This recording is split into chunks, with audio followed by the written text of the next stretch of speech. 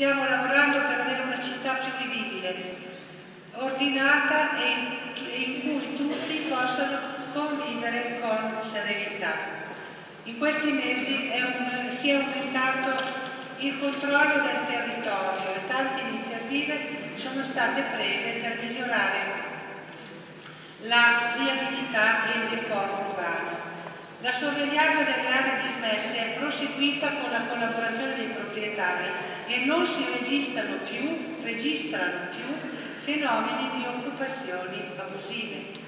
Per quanto riguarda il lavoro contro i graffiti, compatibilmente con il dilagare del fenomeno, soprattutto si teme tra i giovanissimi, abbiamo i primi risultati, il controllo è più attento ed è attiva una convenzione con il Comune che permette di avere un contributo per la rimozione delle scritte. Le iniziative per regolare la viabilità stanno avendo successo. Abbiamo continuato l'opera di salvaguardia del centro storico estendendo le zone pedonali e le zone a traffico limitato. Sono entrati in funzione i primi 2 varchi elettronici per il controllo degli ingressi, a cui presto seguiranno altre postazioni per difendere meglio la vivibilità del centro. La nostra attenzione non si è però limitata al centro, ma per la prima volta abbiamo affrontato anche in modo organico il problema di altre parti della città.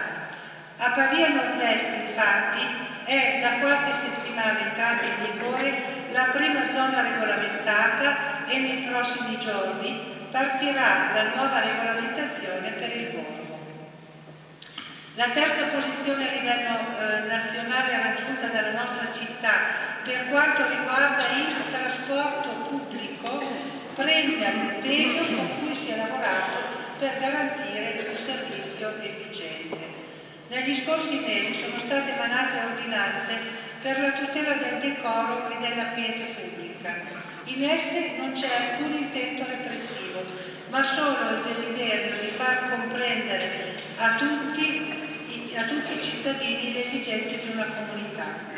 Bisogna tutelare i diritti di tutti e laddove la sensibilità personale e il reciproco rispetto non arrivano, l'amministrazione pubblica deve intervenire. Mi preme sottolineare che in questi casi la sanzione prevista non ha solo un valore in sé, ma è finalizzata ad attivare un processo educativo. Un plauso particolare va alla Polizia Municipale, che sta svolgendo un lavoro straordinario per applicare i provvedimenti con serietà, impegno e assoluta professionalità.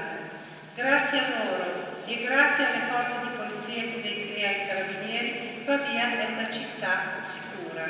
Lo dimostrano le statistiche che vedono un numero significativamente basso di reati violenti, un buon controllo del territorio da parte di tutte le forze dell'ordine, nonostante organici molto esigui, un grande impegno da parte dei cittadini a sorvegliare e a segnalare anomalie. Non ci annoiano le segnalazioni dei cittadini, riceviamo mail, rispondiamo, lo facciamo volentieri e interveniamo per quanto ci è possibile.